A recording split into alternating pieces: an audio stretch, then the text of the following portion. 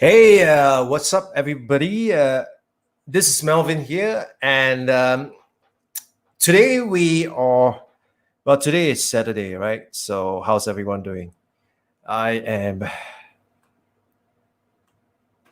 I am just doing really, really well tonight, and I was just listening to a couple of podcasts, reading some articles, and looking at what's going on, and I think there are a few things that are really, really interesting right now to me as I am reading and as I am, observing and looking at what are some of the things that has, really be turned upside down.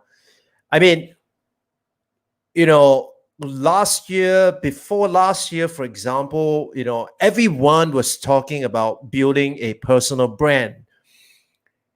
And I think that the idea about building a personal brand, it's okay, but the understanding of what makes a personal brand is another thing, right? And the other thing with a personal brand, it's because uh where are you building your personal brand on?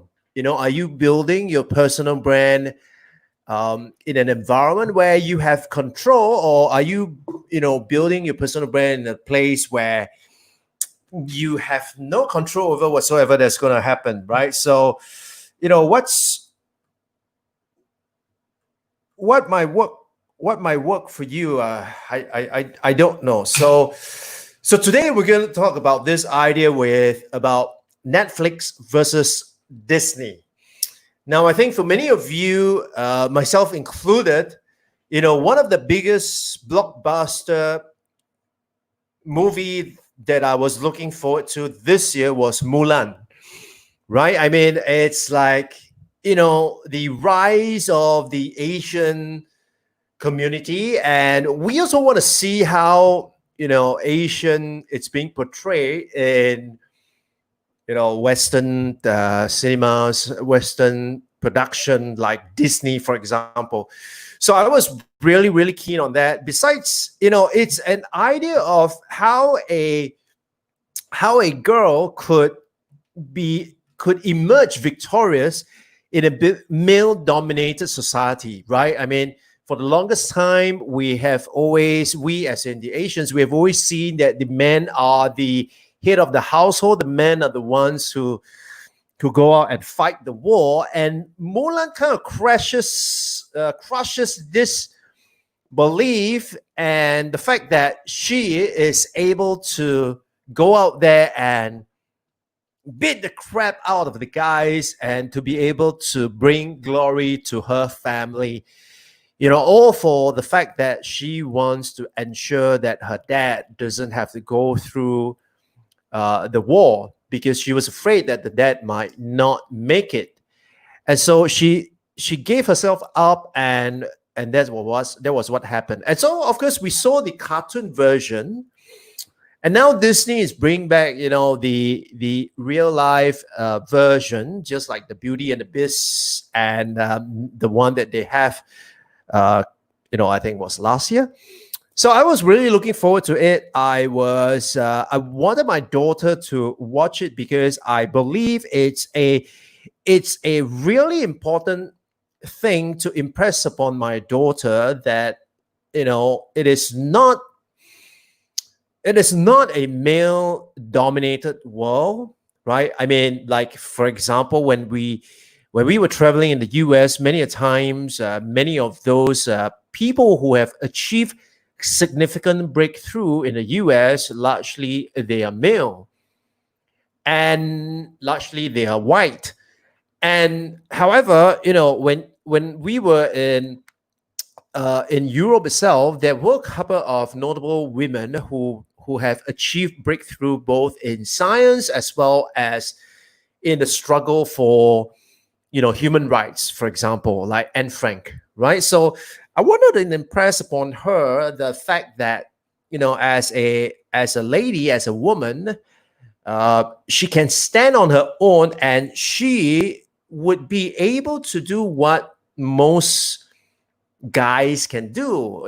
She would be able to do what guys can do. And so it was a very important thing to kind of watch that movie and to be able to kind of discuss with her the life lessons. She's 7, by the way. But then we were also disappointed because Disney decided to delay the release of Mulan. And I think originally it was supposed to be released in probably, I think, in March or probably around Chinese New Year period.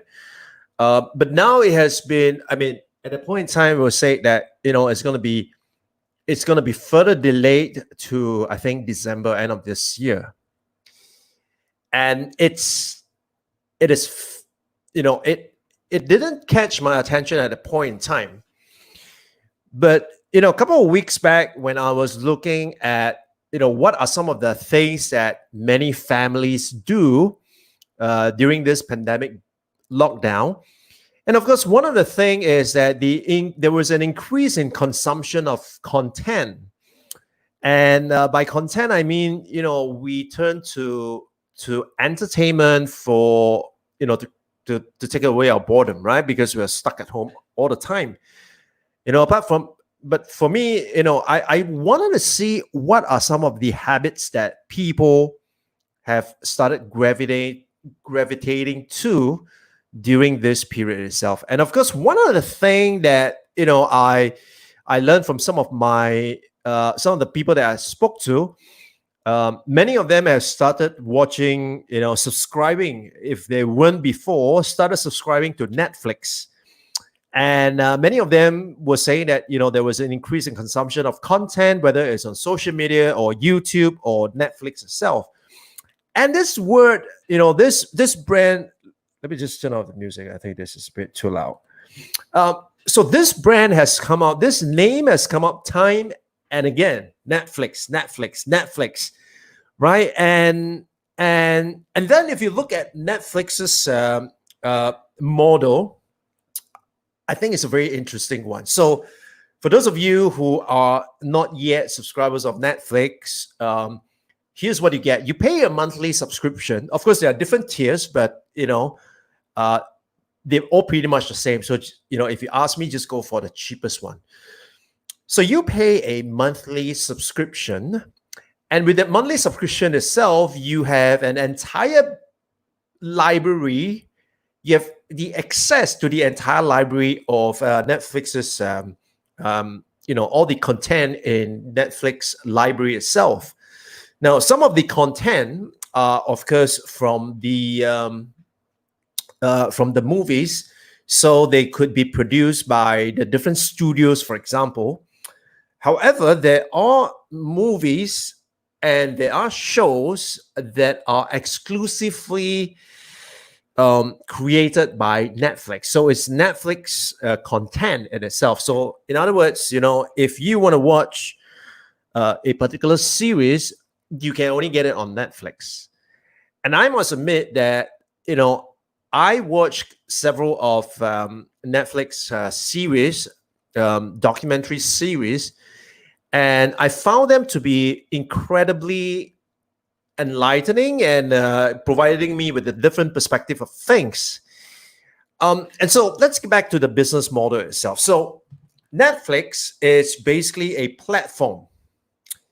And in the platform itself, what it does is that you pay me a subscription. All right. You pay me a subscription and you can have access to all the content that I have in my library. Okay.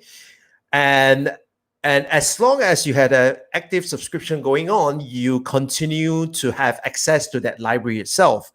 However, once you stop your membership, right, you stop having access to that library. Okay. Which is a very different concept from when I was growing up, because back in those days when I was growing up, it's about you owning the content. You actually buy the content and you keep it. Okay, and then of course you get moldy and all that stuff. So Netflix gives you that ability to have access to the entire library. Now, Netflix also allows, because of all the choices that we are making on Netflix, it now knows what are the kind of shows people would like to watch. And based on those data, based on those information itself, they are able to go into creating, exclusive content purely by Netflix. And then because they own the content and they own the distribution channel, it makes this portal even more attractive, because if you want to watch a Netflix series, there's only one place to go to, and that is Netflix, right? Of course, you need to reach a certain threshold level in order to be able to do that. However, someone like Disney, who is like, if you have got kids, which kid doesn't know about Disney, right? It's just like McDonald's is crazy. Every kid knows about Disney, and I would think so. Every kid's dream is to go to Disneyland, right? At least once, right, in their life, or at least one Disneyland. Okay, so Disney has got this incredible brand name, and of course, Disney over the years have bought over people like Pixar, the Star Wars franchise. And of course, there's a separate thing that they have overly milked the Star Wars franchise, and it's horrible now that, I'm confused by all this. Anyways, so Disney is this great brand. Who doesn't know Disney? And people all over the world flock to Disneyland and to, watch Disney. They go to the Disney store and all that. However, one of the key thing, of course, I've not seen their financials, but I would imagine the sales of merchandises far exceed the sales, the proceeds from the movies itself. So what happened is Disney produces content, exclusive content, like Mulan, okay? And they were due to release Mulan, I think in March 2020, but because of the pandemic and the closure of cinemas, not just in the US but worldwide, Disney, the owner of the content, has decided to withhold the release of Mulan till the end of the year. Now, what does that tells us? That tells us that because of the distribution channel, Disney had to do something which is not favorable in their business. Because yes, they have this thing called Disney Plus, right? But Disney Plus is only available in, I believe, in the US, right? Or at least, Disney Plus is not available in this part of the world for licensing issues and all that crap, right? But that aside, it means that, in order for Disney to appear on your cell phone or on your smart TV, Disney would need to go through a third party. However, Netflix is able to come into your cell phone, your smartphone, your smart tablet. Of course, tablets are smart, right? your tablet, your computer, your living room with just an app. And by by default, my television, the remote on my television comes with the Netflix button. So it's a one touch, you boom, you get access to Netflix, right? And so Netflix has created not just the content, but they have also created the distribution itself. And because they control the distribution, no one is going to tell them, or no one is going to be able to, barring, of course, legal, regulatory, licensing issues. But other than that, right, no one is able to tell Netflix that, you have to go through me when coming to, in terms of distribution itself. So that brings me to my point, right? You can brand yourself all you want. However, if you are relying on one specific distribution channel to distribute your content, then you are at the mercy of that distribution channel itself. For example, Disney, massive branding, and they own the content. However, they are at the mercy of the distribution partners, i.e. the cinemas. And because of that, they had, this pandemic actually affected them. However, people like Netflix, right? It's just, Netflix is just, I think, less than 10 years old. But someone like Netflix is able to continue doing business. And I do not have the official numbers. I have not done that bit of research, but I can bet you that during this pandemic itself, Netflix had picked up, if not a few, quite a fair bit of subscribers as well. So what does that tell you?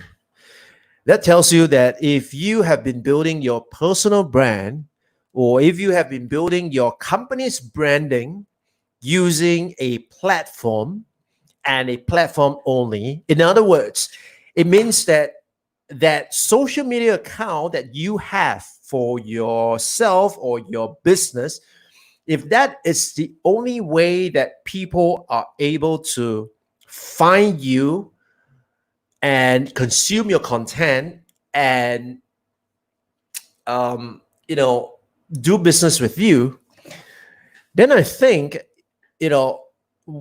despite all the branding that you have, you are at the mercy of the person who is doing the distribution. So that brings to mind, for example, recently in the news in Singapore, that was this so-called influencer on Instagram.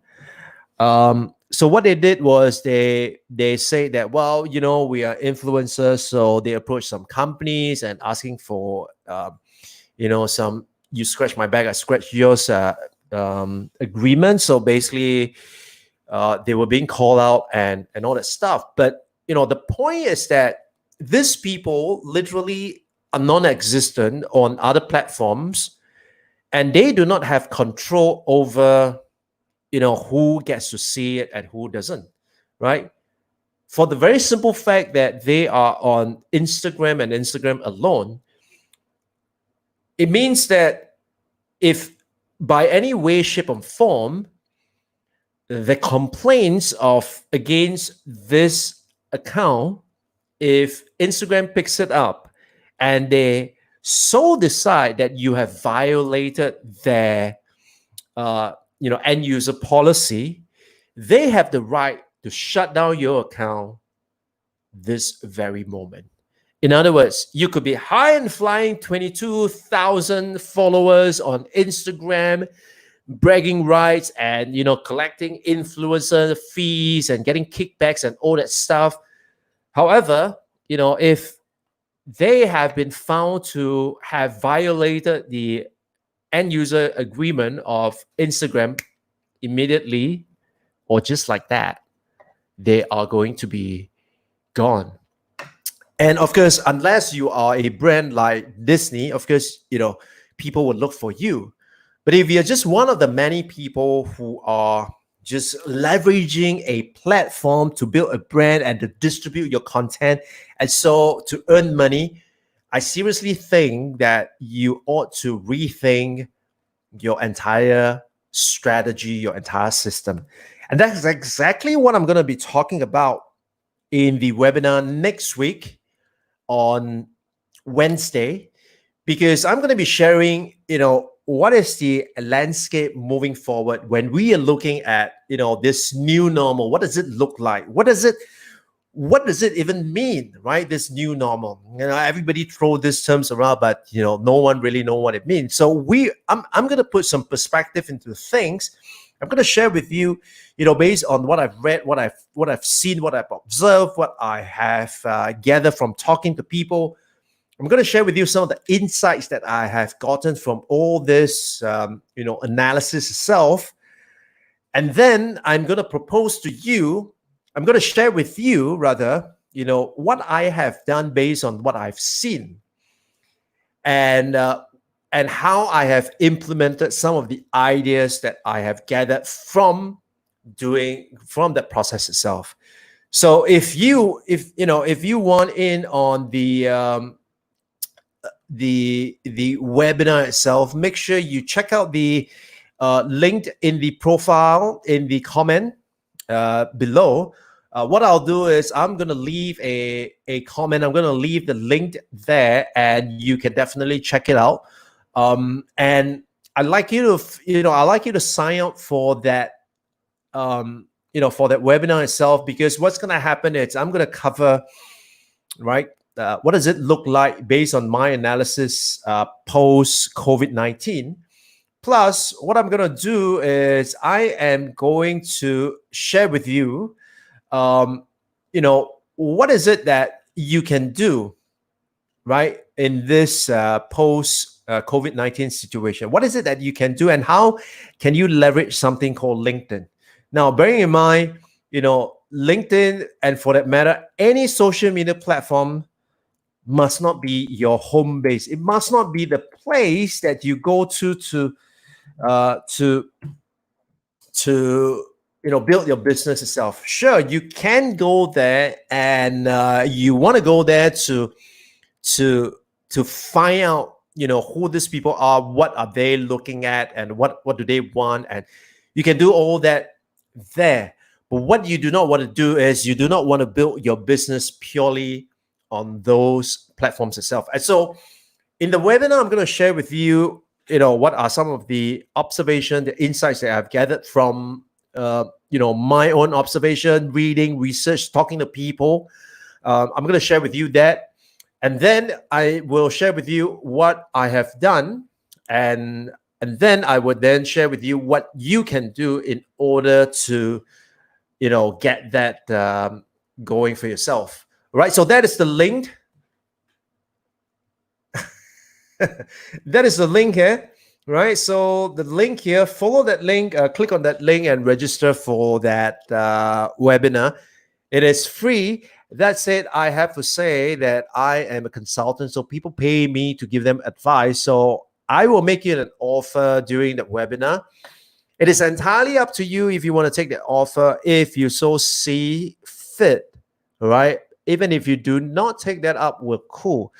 But what I can promise you is the following. You're going to learn something, right? You are going to learn something. And even if you cannot attend in person, what I will do for you is the webinar will be recorded, and afterwards it will be archived in my own learning management systems. And so you would have access to that even if you did not come for the webinar in person. I would also have to say that the techniques that I'm going to be sharing with you will be valid unless you so decide to watch this webinar 5 years later. That said, I cannot promise that the offer that I make will still be valid by the time you watch the recorded version. Okay, so if you want to know what the offer is and you want in on the offer, make sure you sign up and you show up live for the live session, and that way you can definitely get access to this, this offer that I'm sharing. But if you know that you're not gonna buy anything, you just want to find out, you just see whether can you really learn something from me, by all means sign up and check it out, and then check it out for yourself. All right, so the smaller things to do is that since it's free at no cost to you, sign up, grab your seat, and get access to the archive copy, and then decide for yourself if it is worth it. If it's worth it, then the next round when I conduct webinars, you know for sure that you want to sign up. If not, we're cool, right? Okay, so with that, I am gonna hit the sack, and I'll see you guys on the next one. Bye-bye.